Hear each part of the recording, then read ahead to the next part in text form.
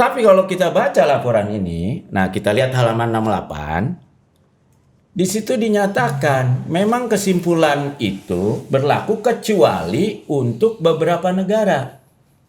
Nomor satu adalah Indonesia.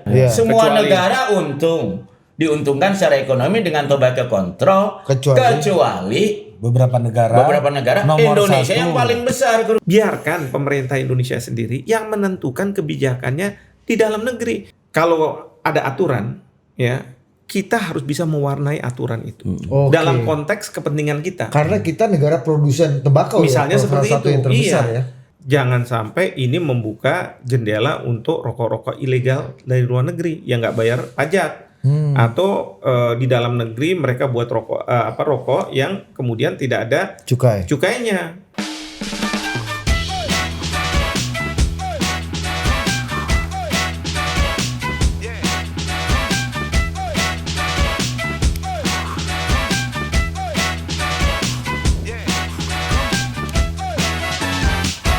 Siap gerak. Siap lapor. Gitar udah nggak ada ya sekarang? Ada gitar belakang, cuma jangan dimainin lah. Jadi background aja. Kita sekali pernah mainin gitar Laksamana Soleman Ponto kena ini apa namanya? Copyright. Nggak boleh. Ternyata lagu Lapas Tali Lapas Cinta aja masuk copyright tuh. Tapi kan kalau cuma sebentar nggak apa-apa. Iya, 15 detik anak-anak kelamaan aja karena mendengarkan Laksamana Sulaiman Ponto ini kan. Ya kan lagunya ini pula kan apa? Siapa bilang pelaut angkatan darat ini. Ya kita udah ada ini ya Prof Hikmahanto Juwana ya yang sudah kembali ke Jakarta lagi, Prof ya. Siap. Setelah kita pinjamkan, negara ini meminjamkan Prof Hikmah untuk mengabdi di Cimahi. Berapa tahun terakhir, Prof? 5 tahun. 5 tahun ya? 5 tahun. Udah 5 tahun di sana. Nggak mau 2 periode, Prof? Jangan. Padahal berhasil membesarkan jumlah mahasiswanya. Iya, 2 kali lipat. 2 kali lipat. Cuma cukup ya kan.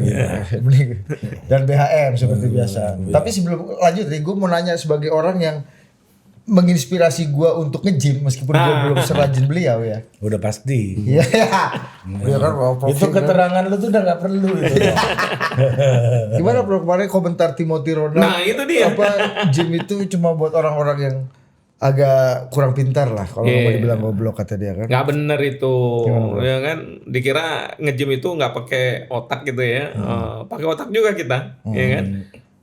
Apa yang harus dimakan, kemudian juga bagian-bagian mana yang harus dilatih dan lain sebagainya gitu. Jadi saya bilang nggak bener nih. Itu memang saya setuju tuh Prof karena apa di dunia kebugaran itu kan juga berkembang sainsnya. Betul. Itu ilmu, itu sains. Betul. Ada yang disebut dengan functional training misalnya. Untuk atlet olahraga bola beda sama olahraga tenis. Betul. Kameramen itu kan juga butuh ketahanan dan ada strength di situ kan. Di mana kita membutuhkan strength selalu kita butuh ini kan latihan beban kan. Jadi di Instagram saya, di TikTok saya ada pernyataan siapa tadi? Timothy. Timothy. Abis itu ada gambar-gambar saya dong lagi nge-gym. Sama pakai toga gitu kan. Iya, ini agak ini ya paradoks ya. Iya kan agak bertolak belakang nih ya. Dan sayangnya satu aja. Mestinya ijazahnya juga dilihat. Memang benar. Termasuk nilai-nilainya. Tapi harus diakui nggak banyak profesor yang bodybuilder. Iya kan itu harus diakui. Profesor itu kebanyakan masalahnya kalau kolesterol asam urat. Penyakitnya pola semua kan. Saya bilang ya kalau pinter jangan sering-sering nge-gym. Ada yang bilang kenapa? Nanti kayak saya loh. Kenapa, Prof? Badannya bagus. Tapi Prof itu setiap hari nge-gym? Ya nggak setiap hari sih. Saya selingin sama ada pilates. Ada, pilates juga? Iya. Karena usia kelenturan juga ya? Kelenturan. Gue pikir sambil gue selingin sama makan bubur ayam gitu. Ternyata pilates, Bro. Kalau pidel nggak ikut Bro. Itu Kalau Didit nih paling sering ikut yoga ketawa itu. Makanya dia ketawa terus kan. Dia fungsional training juga Prof. Oh gitu ya. Tapi bagian rahang. Nilai jual di situ, Bro. ACL kan nanti kan. Paling gak enak tuh kalau di depan kelas kita ngajar gitu kan. Sekarang kan semua pakai PPT gitu ya. Kalau saya masih pakai yang penghapusan. Kenapa? Biar otot kita kelihatan. Ya. Kalau kata Rocky Gerung kan dan Marsilam ya kan, saya nggak butuh PowerPoint. Karena yang pakai PowerPoint itu nggak punya power dan nggak punya poin. Kata Silam. Ayo kita masuk sini. Ya, masuk dulu deh. Penting betul Timothy Ronaldo kan. Musuhnya Justin nih kan. Iya sama Justin aja dia berkelahi. Oh iya. Iya, gua nggak peduli sama dia. Iya. Jadi kan ada artinya kan ada kesalahpahaman juga, Bro. Iya. Dia lupa ada istilah sangat kuno dari zaman Romawi, mens sana in corpore sano. Iya. Pertanyaan ke sana, jawaban ke sono. Di dalam tubuh yang sehat terdapat jiwa yang sehat. Di PDI ada tuh cerita senior PDI gimana? Diceritain Bang Pacul nih, Prof. Benar nih. Mens sana in corpore sano. Sekali merdeka tetap merdeka. Untuk menyesuaikan dengan market Soekarno di sini kan. Tapi emang menarik ngomong zaman Romawi itu. Dulu kan ada dikotomi antara Athena sama Sparta. Sparta kan yang sangat kecil ini. Kalau Athena kan yang profesor-profesor. Nah, beliau ini bisa gabungin dua itu. Hibrid beliau. Hibrid ya. Nah, ini disalahartikan sama seperti nge-gym tuh disalahartikan. Oh, nggak punya kerjaan, lu bodoh ya kan. Ya, itu kan orang jadi salah paham, disalahartikan. Sama seperti industri tembakau kita misalnya, Prof. Paten juga bridging ente. TV banget. Masuk itu barang. Agak TV banget, Bro. tapi ini kan Kalau podcast nggak gitu dia. gimana? Itu udahlah kita tinggalkan Timothy Ronaldo. Jadi ada tembakau disalahpahami, Prof. Patah langsung, patah. Kalau ini pakai dulu ada. TV kan mengepung desa mengepung kota. Desa mengepung. Supaya manis ya kan. Gue lupa mau nanya apa, kampret lu Bang lu. Tembakau disalahpahami. Industri tembakau disalahpahami. Ini kan kalau kita tahu kan memang negara kita Pak Prabowo pengen banget banyak program-programnya yang jalan. Kita butuh ruang fiskal yang juga besar. Salah satu pemasukan dan andalannya adalah tembakau. Yang mana programnya Pak Prabowo ini cash out semua kan. Banyak kan. Operasi makan bergizi, sekolah rakyat itu kan program-program cash out semua nih, Prof. Dan serentak dan seragam, sungguh-sungguh ya kan? dan seragam. Nah, Prof Fik melihatnya gimana? Ini kok ada satu andalan kita, unggulan kita, tapi baik di dalam ataupun di dunia itu mendapatkan tekanan yang besar sekali gitu. Nah, ini dia. Ini permasalahannya kalau saya melihat ada 3 faktor. Pertama, memang mungkin ada negara-negara yang mereka khawatir bahwa tembakau-tembakau yang dari Indonesia itu akan dimasukkan ke negara mereka. Sehingga mereka perlu sumbernya itu dikendalikan, dikontrol. Satu itu. Yang kedua, ada yang menganggap bahwa ini demi kesehatan, gitu kan? Nggak salah kok kalau kita bicara soal kesehatan begitu ya. Nah, yang ketiga ada negara-negara yang mengatakan bahwa kita ingin masuk pangsa pasarnya Indonesia. Karena bayangkan ya kalau misalnya perokok Indonesia, perokok aktif itu jumlahnya besar, dan kemudian industri tembakau di Indonesia dikecilkan. Itu kan sangat luar biasa pangsa pasar yang akan didapat. Ya, awalnya sih kelihatannya Indonesia diminta untuk melakukan sesuatu yang mulia, ya kan, untuk menyehatkan rakyatnya, lalu kemudian juga untuk menjauhi lah, ya, rokok ini misalnya gitu ya, industri tembakau. Which is wajar ya. Which is wajar. Ya layaknya kalau misalnya kita lihat di negara-negara maju kan awareness terhadap kesehatan itu sangat tinggi.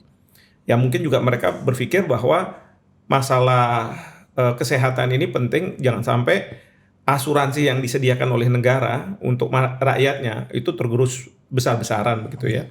Nah, tapi kan kalau kita harusnya bisa melihatnya dalam perspektif yang lain. Tadi kan udah sampaikan bahwa berapa besar nih pendapatan dari tembakau untuk negara lewat cukai. Di tengah kebutuhan negara akan fiskal yang betul besar. Sekali. Nah, yang kedua, bagaimana industri ini menyerap banyak tenaga kerja. Saya lihat ya, industri tembakau di Indonesia kalau mereka mau beralih ke mesin itu sangat bisa, sangat potensial. Tapi apa yang terjadi? Rakyat bisa-bisa kehilangan pekerjaan. Saya waktu di Unjani ada mahasiswa yang dia bisa kuliah, lalu dia cerita karena kita datang ke salah satu pabrik itu, dia cerita sambil menangis gitu di depan kita, Pak, ibu saya itu single parent, ayah udah nggak ada, saya bisa sampai hari ini bisa sekolah itu karena ibu saya bekerja di industri tembakau, Melinting rokok ya. melinting rokok dan lain sebagainya. Coba, ya kan? Jadi kita harusnya juga realistis. Saya nggak menafikan bahwa sehat itu penting. Ya, saya sendiri selalu hidup sehat kan, gitu kan. Saya juga nggak merokok. Tapi kalau saya melihat dalam perspektif yang kebutuhan kita Indonesia, saya katakan harusnya jangan dong kita dikendalikan. Jadi cara mengendalikan itu adalah melalui perjanjian internasional. Karena dalam era sekarang ini kan nggak ada yang namanya kolonialisme. Kalau kolonialisme itu seperti waktu kita sama Belanda. Ada di Palestina. Iya masih sekarang ya. Ya betul itu. Itu kan ada azas konkordansi. Jadi aturan yang berlaku di Belanda langsung berlaku di Indonesia. Kalau kita sekarang semua negara berdaulat, kan nggak mungkin mengatur-ngatur kedaulatan negara. Ya. Kalau misalnya kelihatan sangat, oh ini kamu harus punya ini, harus punya. Nah, itu namanya udah intervensi. Nah, jadi caranya gimana? Melalui perjanjian internasional. Memang dibuatlah perjanjian internasional yang menginisiatif. Ini ada perjanjian internasional yang namanya FCTC, Framework Convention on Tobacco Control.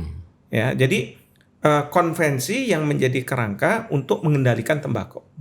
Yang memunculkan sebenarnya WHO, ya, WHO. Makanya perspektif kesehatan itu sangat kental di situ. Ya. Nah, lalu dimunculkan dengan harapan negara-negara ikut. Terutama juga adalah negara seperti kita Indonesia yang masyarakatnya punya ketergantungan terhadap rokok yang sangat tinggi, begitu kan. Nah, tapi kan kita sudah beberapa kali dicoba untuk diratifikasi, memang ada ya teman-teman terutama yang pro terhadap kesehatan minta supaya pemerintah meratifikasi. Iya. Tapi ya nggak dilakukan sampai hari ini. Nah, tapi sekarang ini ada juga tangan-tangan yang bilang, oke, kita nggak ratifikasi, nggak apa-apa Indonesia. Tapi gini, ketentuan yang ada dalam FCTC itu, pasal-pasalnya, itu diterjemahkan ke dalam hukum nasional Indonesia. Oh, lewat undang-undang, lewat peraturan. Iya, peraturan pemerintah dan lain sebagainya. Nah, yang sekarang yang saya lihat ini ada ketentuan di dalam FCTC itu yang pasal 11 dan pasal 13 berkaitan dengan masalah tidak boleh dipromosikan ya dan lain sebagainya. Itu kemudian muncul yang disebut sebagai plain packaging. Oke. Jadi bungkusnya itu harus plain gitu ya. Harus putih, nggak ada gambar merek atau misalnya. Bahkan nggak ada ini ya Prof, nggak ada gambarnya penyakitnya itu tuh ya. Ya kalau itu mungkin masih ya harus ada kalau itu. Terus kemudian juga warningnya dan sebagainya. Tapi kelihatan orang gagah dan lain sebagainya nggak boleh ada. Atau misalnya ini. Nah, jadi mereka minta itu supaya diatur. Nah sekarang ini yang saya dengar Kementerian Kesehatan sedang membuat aturan itu. Saya bilang nggak benar nih kalau kayak begitu. Kenapa saya against hal tersebut ya? Karena gini, kalau plain packaging itu diberlakukan, pertama yang namanya cukai rokok, ya itu bisa-bisa harus tidak ada. Pendapatan negara bisa berkurang. Kenapa? Kenapa, Prof? Rokok-rokok ilegal muncul. Ya. Dan sekarang di Indonesia rokok ilegal ada. Karena bungkusnya sama ya, Bro. Karena bungkusnya sama. Oh ya, sekarang ada warnanya aja rokok ilegal banyak. Iya. Apalagi nggak ada warnanya bisa dikontrol. Kan kalau misalnya dipalsukan aja kan bisa cukai-cukai itu. Apa namanya? Stiker-stiker itu. Tapi kalau yang sekarang ini kan mereka harus, perusahaan rokok harus nalangi dulu. Dia harus beli dulu, ya, masukkan ke negara, lalu kemudian masyarakat lah yang kemudian membayar ujungnya seperti itu. Nah, yang kedua, kalau misalnya disamaratakan begitu, ya industri rokok lama-lama juga dia bilang apa untungnya nih kalau kita nggak bisa bersaing dalam konteks persaingan usaha, kan harus ada diferensiasi. Apa sih yang membedakan itu kan? Tapi kalau semuanya sama, aneh. Nah, yang berikutnya yang saya ingin juga sampaikan di sini, Australia sudah memberlakukan ketentuan itu. Plain packaging. Plain packaging. Nah, Indonesia nggak setuju karena kita juga mengekspor ke Australia, ya kan? Nah, jadi kita nggak setuju, lalu kita masuk ke WTO, ya, fight di sana, walaupun kalah akhirnya. Tapi kan lucu, sementara teman-teman di misalnya Kementerian Perdagangan fight ke luar negeri, tapi di dalam negeri Kementerian Kesehatan pengen memperjuangkan itu. Saya bilang ini nggak salah kayak gini ini. Kok kayak begini? Sama pemerintah nih bro. Sama-sama pemerintah. Garudanya sama kan? Garudanya sama. Cuma nih koordinasinya nih seperti apa nih kalau kayak begini nih? Ya. Jadi Prof Fik melihat ini quote unquote kolonialisme jilid baru gitu. Nah iya, dengan perjanjian internasional ini mereka tidak berhasil untuk membuat, kalau kita kan ratifikasi, kita sahkan, maka kita punya kewajiban untuk menerjemahkan ketentuan-ketentuan yang ada dalam situ ke dalam hukum nasional kita. Tapi kalau sekarang kita tidak meratifikasi, sebenarnya kan nggak perlu. Tapi ada upaya. Udah, Indonesia, kamu ambil, lalu kamu buat dalam hukum nasional. Itu punya dampak nggak Prof bagi pemasukan negara, bagi industri rokok yang selama ini mungkin jutaan orang ada dalam supply chain dari industri rokok ini gitu? Iya pasti. Dampak pada penerimaan negara, dampak pada mereka yang aktif merokok, dan dampak pada industri rokok di dalam negeri. Yang saya tidak ingin adalah kalau misalnya akhirnya industri rokok di Indonesia itu katakanlah semakin lama semakin kecil, yang akan memanfaatkan justru dari negara-negara lain yang bisa mensuplai untuk masuk ke Indonesia. Nah nanti yang dapat untung siapa? Ya kan? Kecuali kalau misalnya Menteri Kesehatan bisa dalam waktu 5 hari perokok semua udah hilang, ya oke lah. Ya kan? Dalam waktu 5 hari bisa memberikan lapangan pekerjaan bagi rakyat yang banyak ini. Ya, dalam 5 hari menyadarkan teman-teman NU untuk kalau ngaji-ngaji itu nggak usah pakai rokok gitu sampai malam kan gitu. Kiai-kiai iya. Ini kan kalau misalnya nggak bisa kayak begitu nggak bisa. Maka saya katakan, oke, kita harus mengkampanyekan bahwa rokok itu tidak baik untuk kesehatan, ya kan? Tapi jangan kemudian kita matikan industri rokok itu.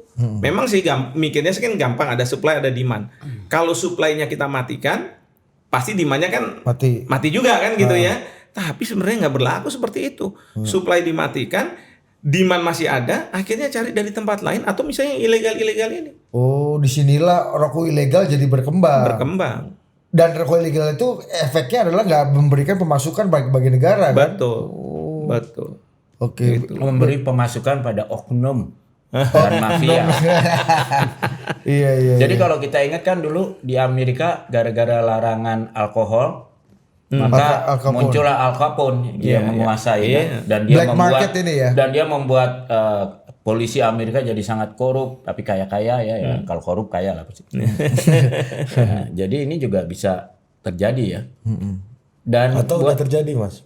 Enggak, kalau saya ingat saya dulu pernah diminta pendapat soal ini sama waktu Menko Ekonomi Pak Darmin. Jadi di Indonesia itu lucu emang sikap tiap departemen beda. Nah, ini kan ujungnya ada di Kementerian Keuangan karena ujungnya kan cukai.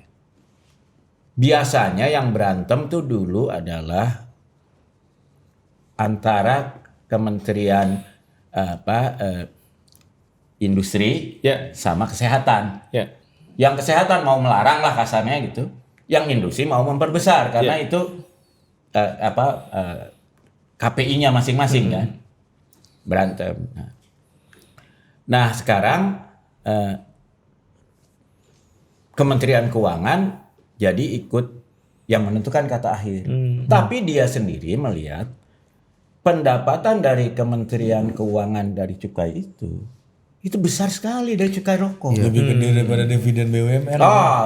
Lebih dari 2 kali lipat dividen. Bahkan kan kita tahun lalu katanya 216 triliun bro. Iya, bayangin. Mas. Ya kalau BUMN kan nggak sampai 100 triliun. Iya. Bayangin itu yang namanya kita kan kadang-kadang menjadi eksporter batubara terbesar dunia. Iya.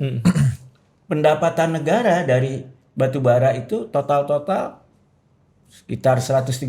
Jadi separuhnya juga, nggak sampai, ya separuh lebih dikit lah. Bahkan sama batu bara pun rokok masih Iya, lebih padahal tinggi, kita eksporter terbesar dunia loh. Untuk sering ya, untuk tergantung batu bara. lah. Kadang-kadang kita saingan sama Australia itu. Iya, iya. Nah, saya tanya, batu bara tuh berbahaya nggak buat kesehatan? Bahaya. Buat climate.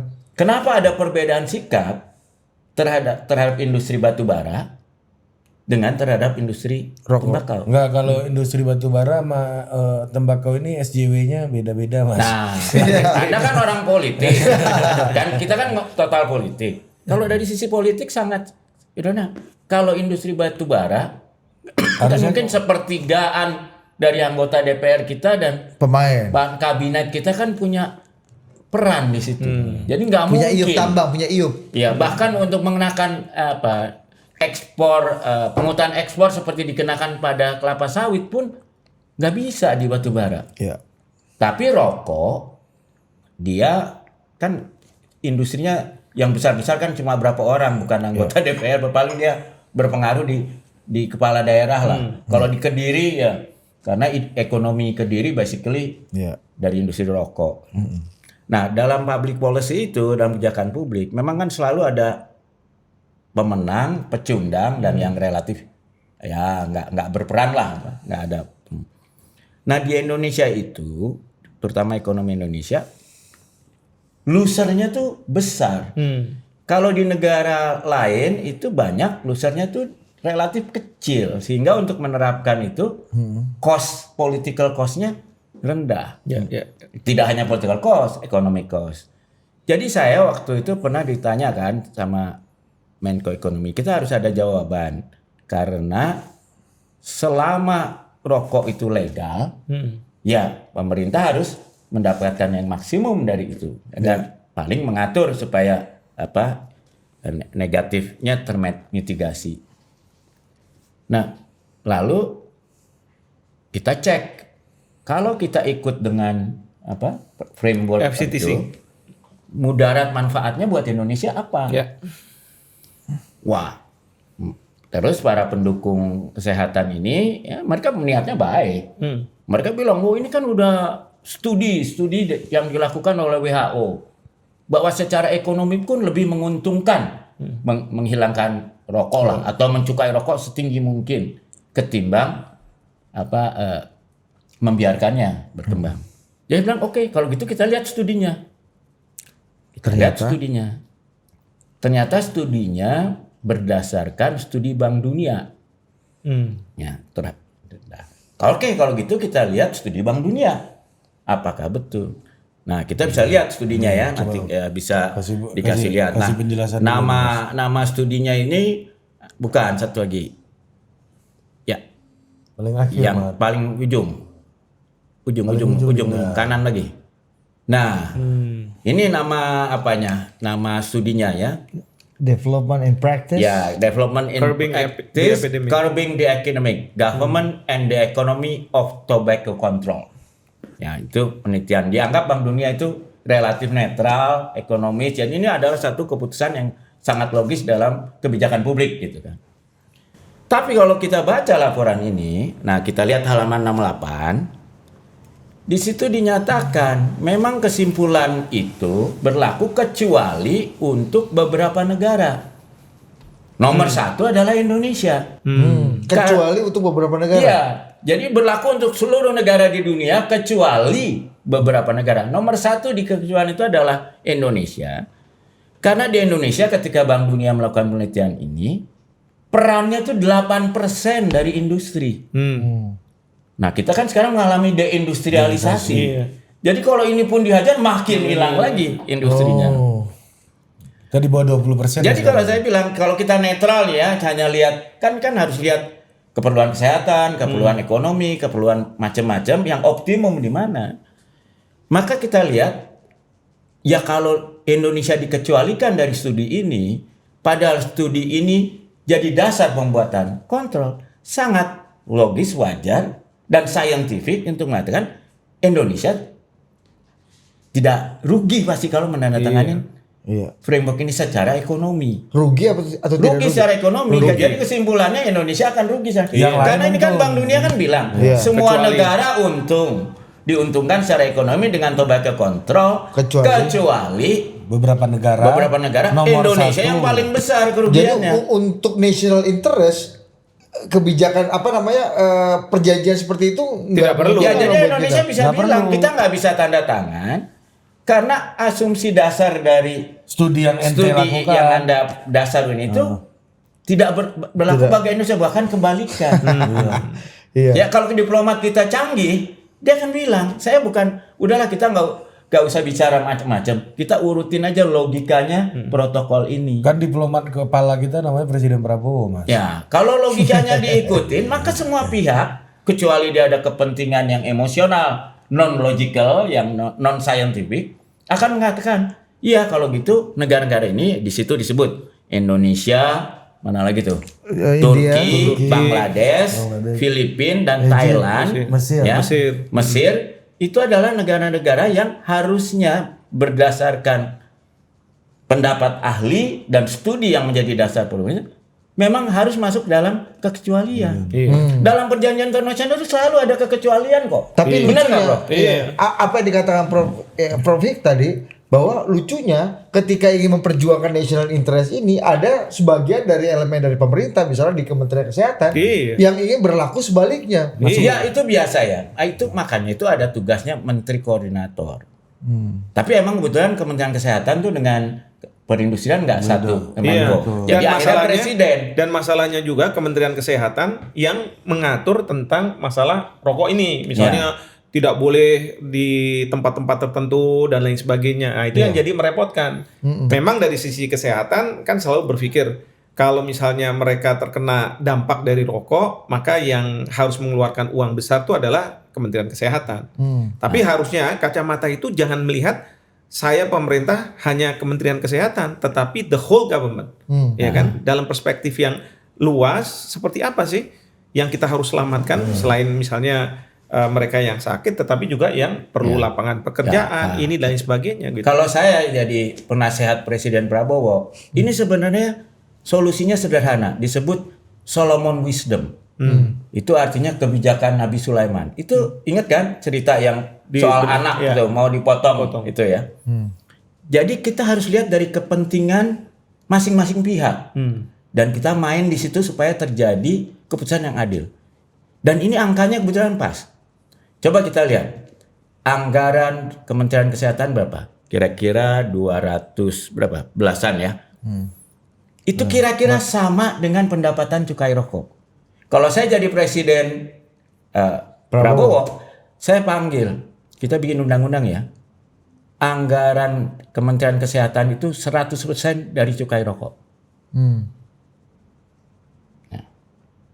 Jadi kalau lu larang rokok, lu nggak dapat anggaran. Oh iya. Jadi kamu tuh nggak perlu orang, kalau sekedar larang-melarang itu tidak perlu orang pintar. Nah itu yang membuat ya benar. Prajurit setrip aja diangkat ya kan. Dia yang merugikan dia larang kan gitu. Kalau Kementerian Kesehatan merasa dipersulit, jangan jadi kementerian ente kan gitu kan. Sulit. Cuma kalau bisa tinggal gini aja kan. Oh kita banyak penyakit jantung, bikin undang-undang larangan penyakit jantung. Kan kayak gitu.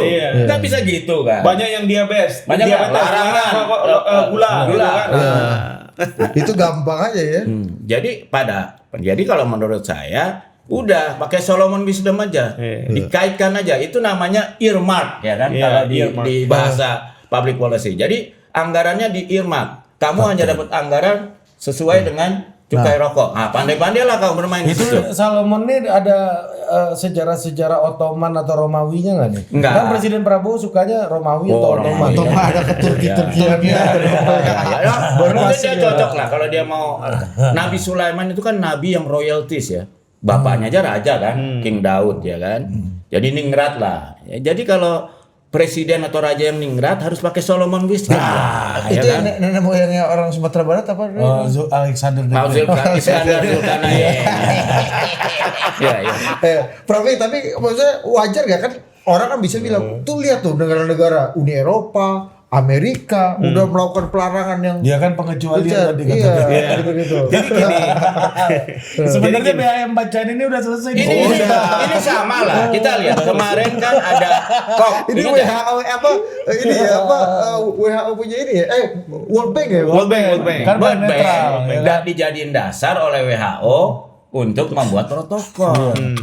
Udah kelar diskusi kita Ya, sebetulnya. Tapi kalau Tapi Bro gini, mau nambahkan boleh. iya saya mau bilang begini. Ini kan aturan ya, jangankan dunia, ya di Indonesia aja. Kadang-kadang yang namanya undang-undang itu sangat Jakarta sentris atau kota besar sentris. Undang-undang itu ketika harus diberlakukan di Papua, diberlakukan di Sulawesi yang bukan kota begitu ya. Bahkan atau di Cimahi aja belum tentu. di Cimahi gitu ya. Tapi Cimahi udah bagus Udah sih. konten ya? Sejak ada Unjani. Ya. Unjani baru. Masuk tuh barang. Udah keren. Ya. Nah, itu kan ada apa namanya keunikan ya. Jadi ketika FCTC ini mau dibuat, ini kan seharusnya berlaku untuk seluruh dunia, kan gitu. Nah, tapi dengan adanya studi ini menunjukkan bahwa oke, kita bisa bilang dunia, tapi tolong ya negara-negara ini dikecualikan. Karena apa? Menurut studi ini, Indonesia itu kita punya ketergantungan sampai dengan 8% dari total manufacturing output ya. Ya. Nah, itu yang artinya apa? Seperti Mas Bambang bilang, ya kalau kita lihat konteks Indonesia, nggak bisa nih kamu paksakan untuk diminta Indonesia itu ikut dalam FCTC atau mengadopsi ketentuan-ketentuan yang ada dalam FCTC. Ya. Nah, artinya apa? Biarkan pemerintah Indonesia sendiri yang menentukan kebijakannya di dalam negeri. Dia harus memperhatikan lapangan pekerjaan, dia harus memperhatikan mungkin juga cukai yang penerimaan negara, dia juga harus perhatikan jangan sampai rokok dari luar negeri masuk, rokok ilegal. kemudian harus rokok ilegal. Biar pemerintah kita. Nah, pemerintah kita bagaimana membuat kebijakan itu tadi ya Solomon Wisdom gitu. Tapi jangan kemudian negara lain atau misalnya tangan-tangan lain dari luar mau mengatur-ngatur kita. Karena apa? Ada kepentingan mereka pasti. Nggak mungkin nggak ada free lunch. Pasti ada free lunch gitu. Saya juga akan advice Presiden Prabowo soal ini, menantang para diplomat dan ahli hukum internasional kita. Saya kebayang lah, kalau saya di Pak Prabowo panggil tuh Prof Hikmah, ya, panggil ahli hukum negosiator kita, bilang begini, dulu tuh generasi lama kalian, Profesor Mokhtar, Dino Jalal, bisa membuat Indonesia dapat kekecualian yang sangat menguntungkan Indonesia dalam konvensi internasional. Hasil Jalal. Semua negara secara umum dinyatakan batas lautnya itu 12 mil dari pantai dan kemudian zona eksklusif 200 mil. Ya, semua berlaku semua kecuali negara kepulauan. Iya. Karena negara kepulauan itu garis pantainya pulau-pulaunya banyak.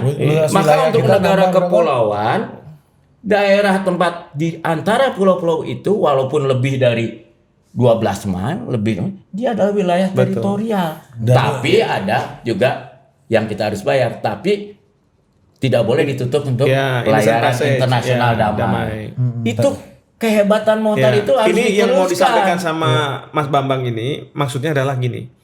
Kalau ada aturan ya, kita harus bisa mewarnai aturan itu dalam konteks kepentingan kita. Karena kita negara produsen tembakau misalnya seperti itu. Yang terbesar ya.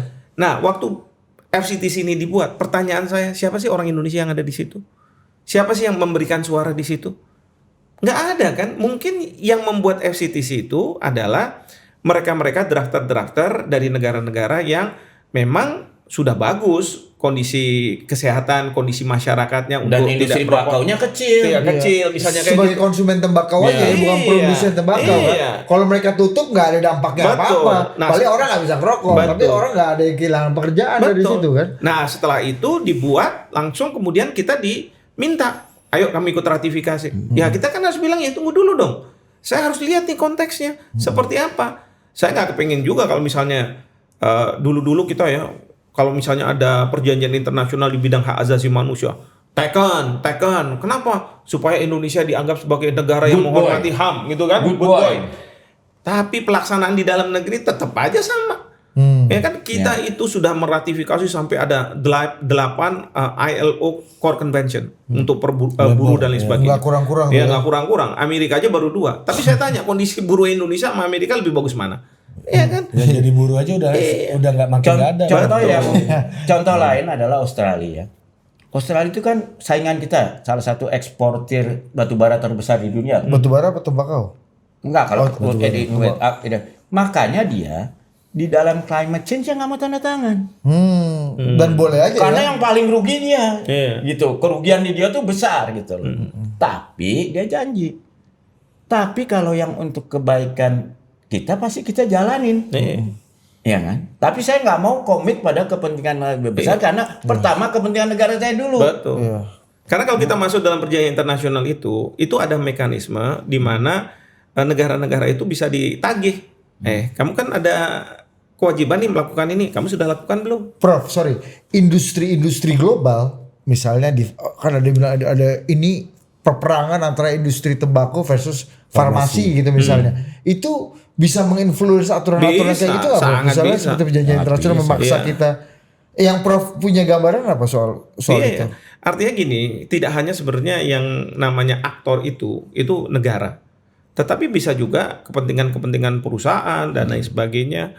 Bahkan juga mungkin ya kedoknya adalah LSM untuk kesehatan begitu ya.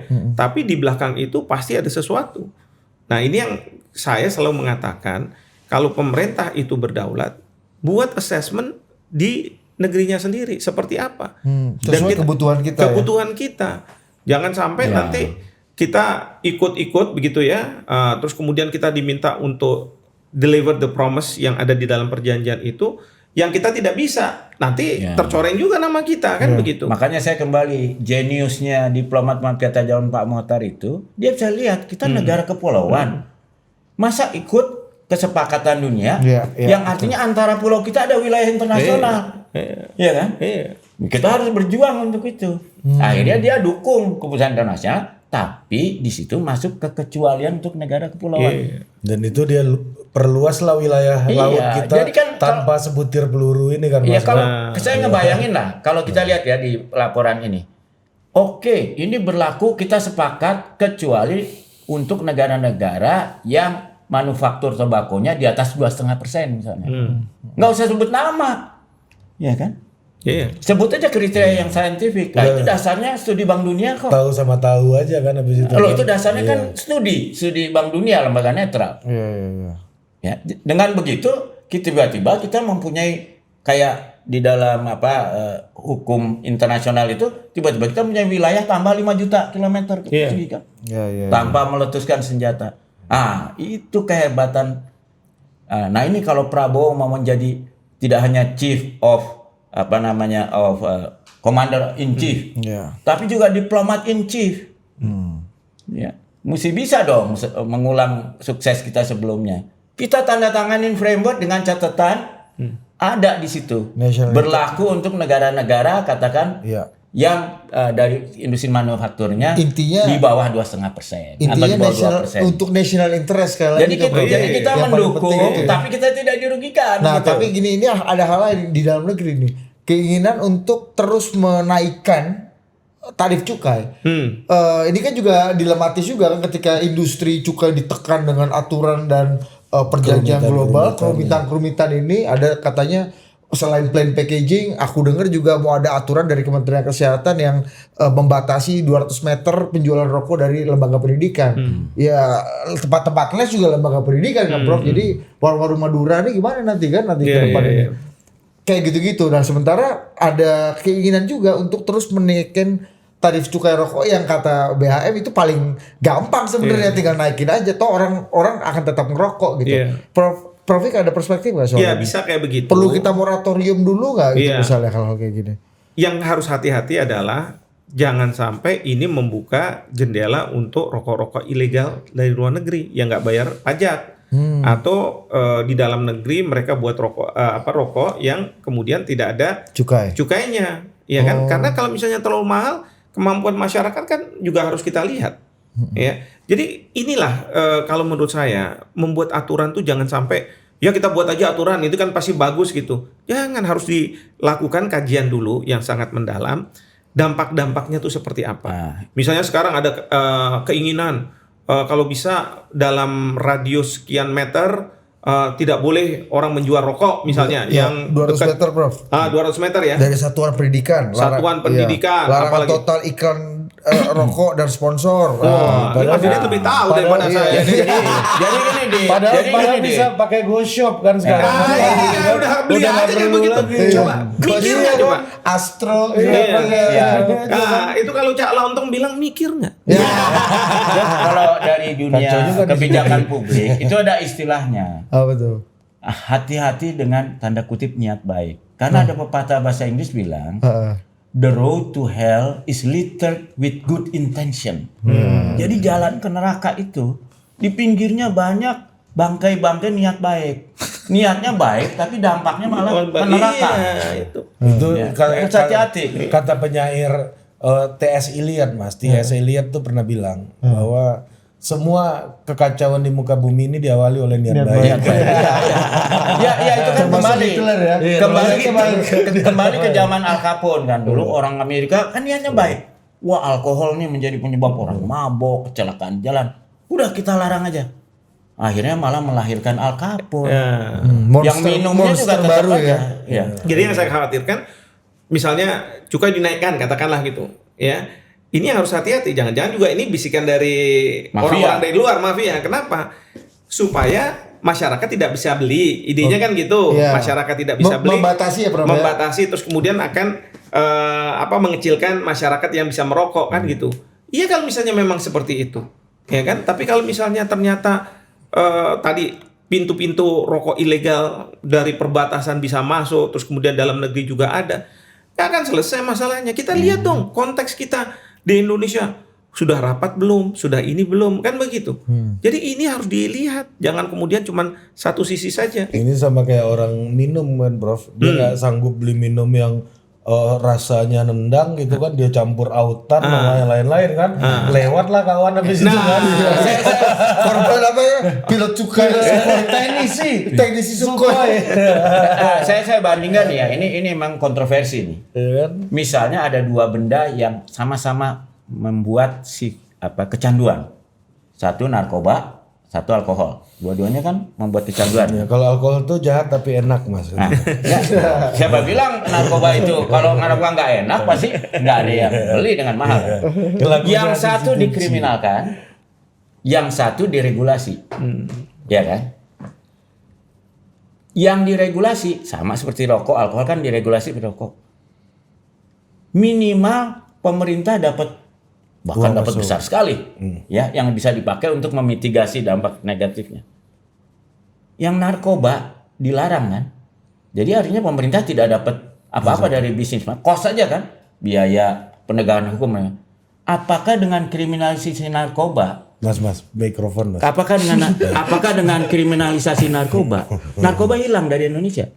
Bahwa pemakai narkoba hilang. Masuk ke penjara maksudnya, Mas Bayang kan? Enggak, penjara malah penuh oleh narkoba sehingga sekarang saking penuhnya Pak Presiden Prabowo sedang memikirkan untuk memberi amnesti untuk mengurangi. Jelaskan dulu Portugal nih gimana. Nah, sementara Anda kan pergi ke Portugal. Iya, sering. Itu satu-satunya negara yang berani meregulasi narkoba. Sehingga orang kalau beli heroin di semacam kimia farmanya kita, justru masalah narkobanya turun jauh. Lebih baik daripada negara-negara yang mengkriminalisasi. Ganja juga gitu nggak, Mas? Oh, di beberapa negara sudah kan, di Thailand. Belanda kan Belanda. suka lihat kan kita kan. Suka lihat. Ya. Coffee shop. Jadi Kalau di sana kalau lu mau coba pun itu nggak apa-apa karena legal di sana. Di Kalau Belanda. pun mau coba. ya kalau dengan larangan kan gampang. Larang aja korupsi gitu. Tapi di Indonesia malah makin naik korupsinya ini. Iya. Ya kan? Artinya kembali ke cukai rokok, Nah, kalau cukai rokok yang akan terjadi kalau ada. mau dinaikin terus gitu ya. Sekarang banyak ini. Dengan cukai rokok yang tahun lalu saja, waktu itu almarhum Faisal Basri yang anti rokok, ya, Dan dia perokok aktivis berat. anti rokok dan dia perokok berat, mengatakan kalau saya nih beli rokok 10.000, 7.100 tuh masuk ke Negara. negara yang di bisnis ekonominya tuh cuman 2009 itu termasuk UKM distribusi produksi dan sebagainya. Martinilla ya. Iya. Nah, jadi artinya apa? Artinya kalau mau diturunkan yang pengganti 71% itu apa gitu. Apa? Ya kan? Sama seperti kita nih sekarang. Kita disuruh menurunkan emisi. Ya kan? Kan solusinya bagus. Tergantung kapabilitas masing-masing. Dan diserahkan pada negara itu untuk menyatakan Indonesia net zero 2060. Tapi biasanya kan gini, kalau nggak dibantu kita 2060. Kalau kalian bantu sekian, bisa lebih cepat. Nah sekarang kalian rela nggak bantu? Ya kan? Kan itu juga bisa dilakukan. Itu wisdom apa itu namanya? Itu Solomon Wisdom juga. Jadi artinya Solomon Wisdom itu satu. Membuat orang yang tadinya kepentingannya bertabrakan menjadi kepentingannya bersama. Berat sama dijinjing, ringan sama balik ya. Ringan sama dijinjing, berat sama dipikul. Ini aku baru research Prof. 46% udah pangsa pasar rokok ilegal dengan kondisi juga sekarang. Hampir setengah Prof. Naik. Tahun 2020 masih 28. Karena nyuruh orang berhenti rokok berat. Akhirnya orang cari rokok yang murah. Ya rokoknya harus yang rokok abal-abal kan. Ini kalau cukai naik juga otomatis akan makin banyak nih. Dan terus terang saya akan hati-hati memakai kata abal-abal. Kan abal-abal soalnya kualitasnya jelek. Oh ini kualitas bagus cuma nggak bayar pajak. Iya. Nggak bayar cukai maksudnya. Jadi kalau bahasa orang gaul kayak Didit itu, ini kan seperti just tip. Just tip kan barang bagus. Cuma murah karena nggak bayar cukai. Iya, cukai. Jadi saya akan nyebutnya bukan rokok abal-abal, tapi rokok just tip. Tapi makanya itu ya, membuat kebijakan itu jangan hanya sekedar kita bicara aturan, tapi kita harus tahu lingkungan di mana aturan itu harus diberlakukan. Ya, bagaimana Capacity misalnya capacity aparat penegak hukumnya gimana, masyarakatnya gimana untuk mematuhi aturan itu. Kayak misalnya mungkin di negara-negara tertentu aturan ada, langsung masyarakatnya tunduk pada aturan itu. Tapi kalau di Indonesia aturan ada, masyarakat belum tentu mau, ya kan? Nah, jadi hal itu harus diperhatikan juga. Kebijakan itu jangan dilihat dari satu sisi. Tadi Mas Bambang bilang kan, misalnya sebelah saja, tetapi bagaimana membuat masalah ini menjadi masalah bersama. Ya, keputusannya harus keputusan bersama. Dan kita tahu menteri boleh punya suara, tapi at the end of the day adalah presiden yang akan menentukan. Nah itu. Dan sekarang udah dispute-nya udah ada ya Prof. Misalnya antara Kementerian Kesehatan dengan perindustrian yang mau melindungi industri. Tenaga kerja sama industri agak sama. Jangan sampai masalah inti jadi masalah Anies juga katanya. Perdagangan. Kita tahu nggak, tembakau Dili itu kan terkenal. Itu dari Indonesia loh. Sampai yang kemudian pernah digugat di Jerman itu kan.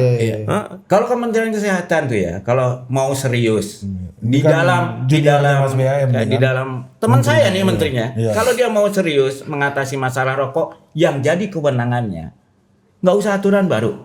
Cukup dia perintahkan BPJS Kesehatan menganggarkan untuk terapi orang yang mau berhenti rokok. Coba tanya BPJS Kesehatan. Saya pernah nanya, tidak ada dia anggaran untuk orang bisa datang. Pak, saya mau berhenti rokok, saya mau ikut terapi. Karena yang namanya nikotin addiction terapi itu nggak murah, bos. Ada yang ini. Kalau saya gitu, menteri saya bisa bilang karena ini memitigasi dampak dari mengkonsumsi tembakau, duitnya dari cukai harus rokok. Dibiayai dari cukai rokok. Bilang sama Kementerian Keuangan. Itu terapinya yang kayak keliling-keliling lingkaran itu gitu. Ini ada misalnya help desk, orang yang kecanduan, misalnya dia mau berhenti, telepon, tapi nggak ada yang ngangkat. Nah ini atau dipimpong sambil nunggu sambil pimpong sambil rokok. Lama juga dipimpong. Sambil ngomong katanya saya kan membantu pemerintah. Maksudnya supaya menghilangkan rokok, tapi satu-satu di rokok. Saya sekarang saya ini juga Prof, berhenti merokok Prof.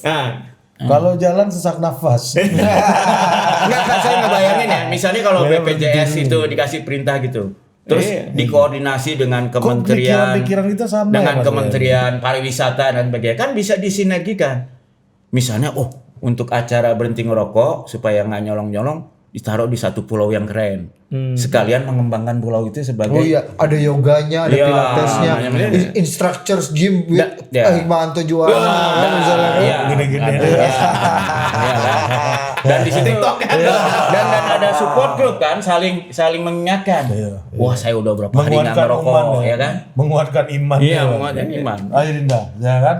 Iya, Ya, jadi Wisata itu kan iya, bisa iya. ya. Itu benar Mas. Kayak inilah. ada Jadi makanan kan sehatnya, cateringnya, Iya, ada iya. activity Kayak Presiden Prabowo kan Yoga. Kopassus gitu. Kayak itulah latihan Kopassus gitu kan, tapi yang enak gitu. Kalau kan. saya sih mikirnya kayak di Jepang aja Mas. Apa namanya?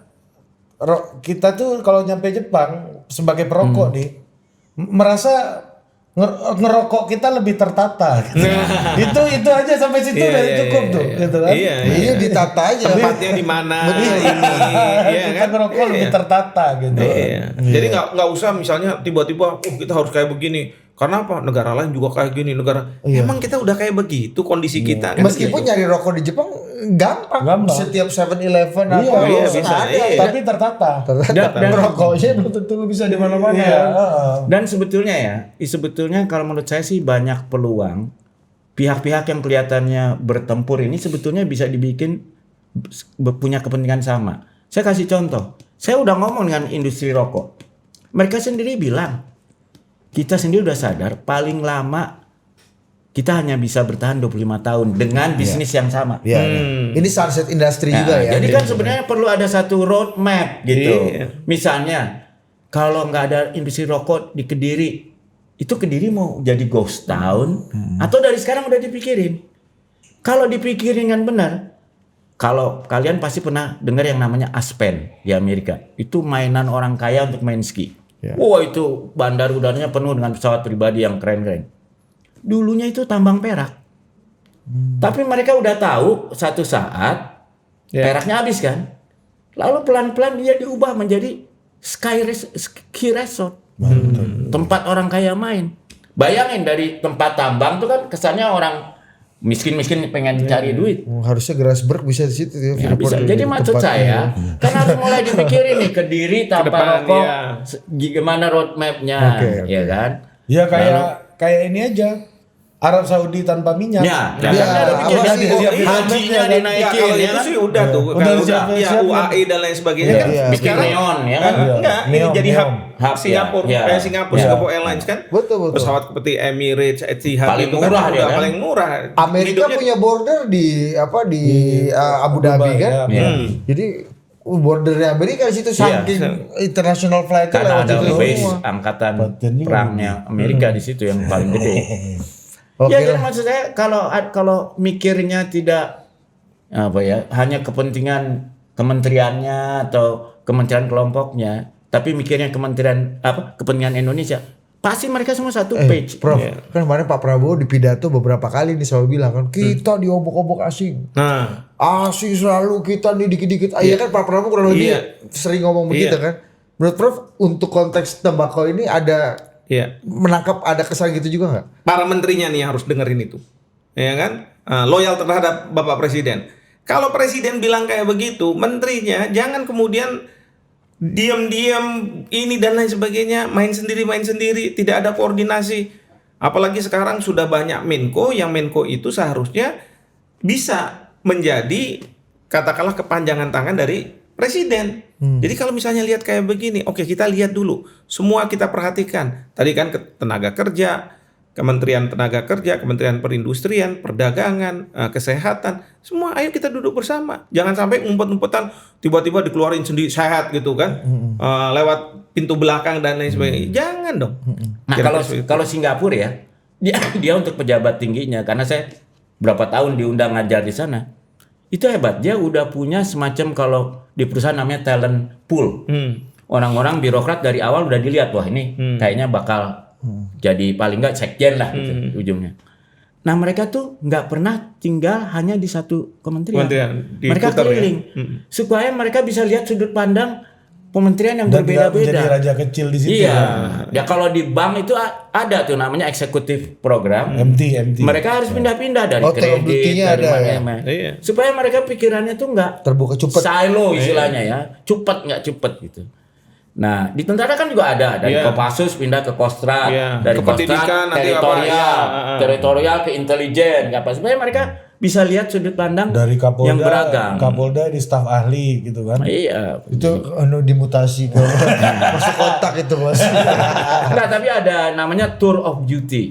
Oke. Nah, sebetulnya birokrat-birokrat kita yang calon-calon pemimpin itu, yang talent pool itu harusnya menjalani Jadi itu. orang Kemkes kadang-kadang masuk juga ke perdagangan, industri supaya mereka tahu barang tenaga ini kan kerja. national interest kita apa betul, gitu ya. betul. Bahwa aturan yang kau buat itu bisa berdampak pada industri, berdampak pada tenaga kerja, pengangguran gitu-gitu kan. Dan kalau mereka mengalami itu, mereka akan lihat, sebenarnya kalau kita lihat dari semua sudut, ada kok solusi yang win-win. Solomon Wisdom. Solomon Wisdom. Oke. Kebijakan Untuk Sulaiman. menutup ini sebelum itu Mas, karena Mas BHM udah nyebut tadi kan, wah ini birokrat ini bisa sampai sekjen. Nah di sebelah saya ada sekjen nih Mas. Sekjen apa nih? Yayasan PKI ini Mas. Padi Kapas Indonesia. Oh Ya selamatin dulu. Budi Putro menjadi sekjen Yayasan Padi Kapas Indonesia. Indonesia. Nah, itulah yang saya sedih ya. Kemaslahatan. Iya, Kita- pewaris pikiran Dr. Sahrir. Jil, ya kan? Ya, ini yang saya sedih ya. Itu kan presiden presiden dari jenderal ya, ingin mengembangkan industri pertahanan. Ini topik lain nih sedikit nih. Tapi salah satu yang sekarang kekurangan di dunia itu adalah amunisi buat peluru yang asalnya dari kapas. Oh, ini Padi Kapas ini masuk. Tapi kita punya yayasan Padi Kapas, punya presiden jenderal, Pas cocok. tapi tidak memikirkan kemandirian di kapas, terutama untuk industri pertahanan. Nah itu Jen. Venture. Langsung venture Lemos apa? Kan udah mikir padinya nih, pihak padinya udah mikir kan. Venture Lemos. Kapasnya belum bos. Venture Lemos Mas. Sosialisme. Jadi tolong ya sekjen Padi Kapas ini ingatkan presiden, jangan padinya doang, kapasnya juga. Partai Sosialis Indonesia ini. Oke, terima kasih BH, terima kasih Prof. Terima kasih. Sampai jumpa.